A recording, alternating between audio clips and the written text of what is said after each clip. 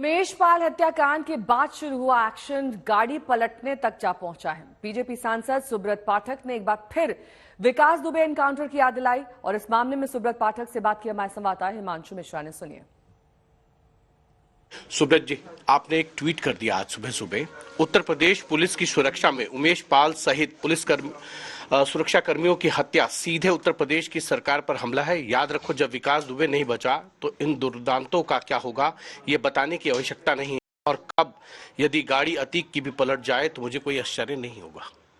मतलब क्या है? साफ साफ धमकी है, क्या है? नहीं, धमकी नहीं है। देखो, सीधी सी बात है, उमेश पाल के ऊपर हमला क्या उत्तर प्रदेश सरकार के ऊपर हमला नहीं है।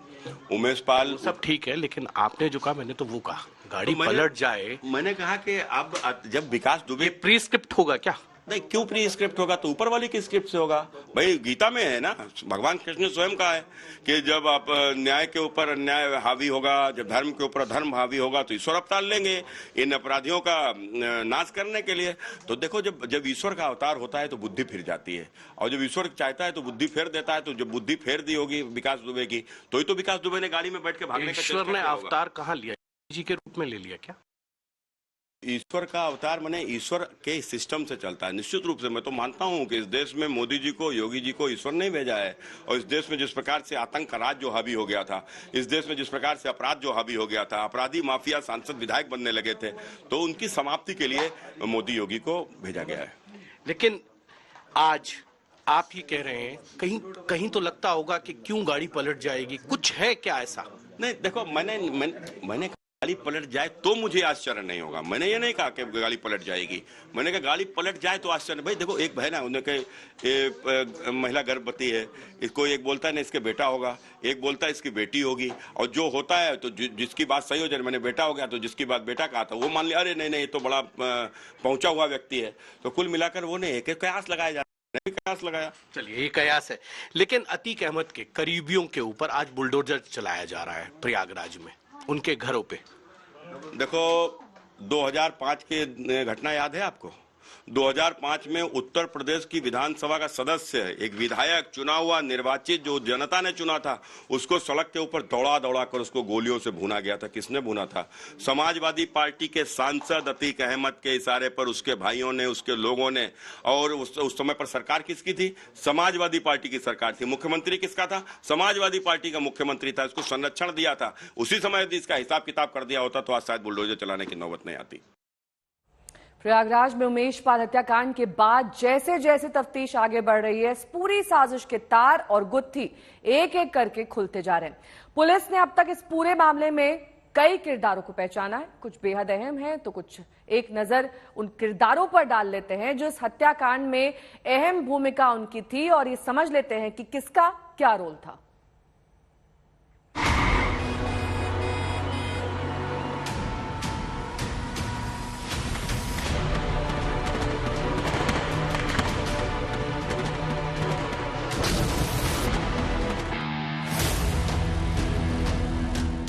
प्रयागराज में हुए उमेश पाल हत्याकांड में अब तक पुलिस और यूपी एसटीएफ की नजर में आ चुके अपराधियों पर लगातार शिकंजा कसता जा रहा है।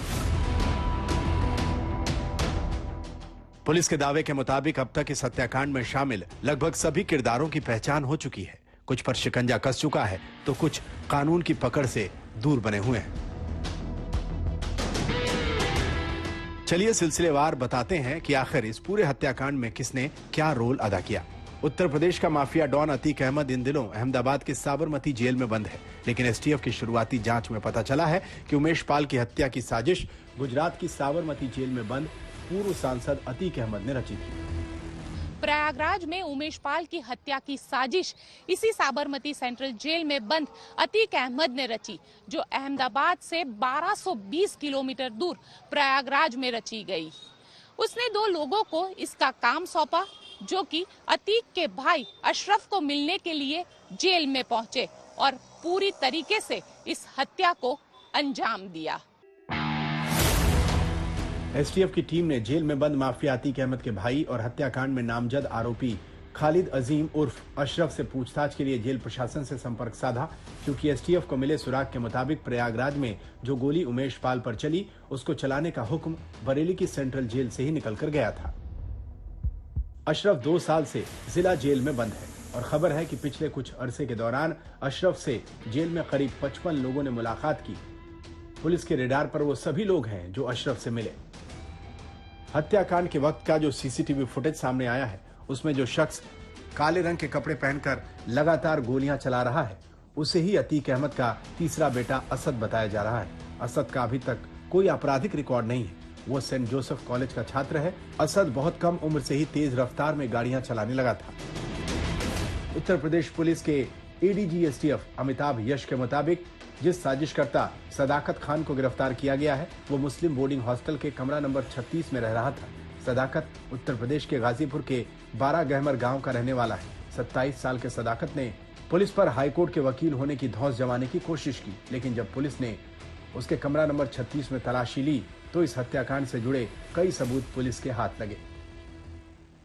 मुस्लिम हॉस्टल के रूम नंबर 36 में सदाकत का जो कमरा था, उसमें वो तमाम शूटर इकट्ठा हुए और अहमदाबाद जेल में बंद अतीक अहमद और बरेली जेल से अशरफ के द्वारा जो इंस्ट्रक्शन दिए गए, उसको इन शूटरों ने एक ऐसा प्लान तैयार किया जिसमें उमेश पाल की न सिर्फ बेखौफ होकर बीच बाजार में हत्या की साजिश थी, बल्कि इस हत्याकांड को अंजाम देने के बाद किस रास्ते से कैसे किसको कहां भागना है, यह भी तय किया गया।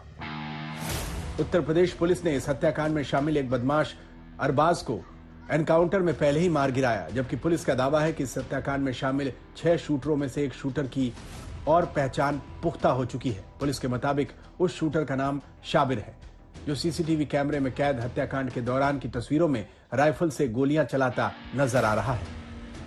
इसके अलावा पुलिस ने हत्याकांड में शामिल जिन लोगों की पहचान पुख्ता कर ली है, उसमें अतीक अहमद का बेटा असद, बम बनाने और चलाने में माहिर गुड्डू मुस्लिम और गुलाम शामिल है। आज तक ब्यूरो।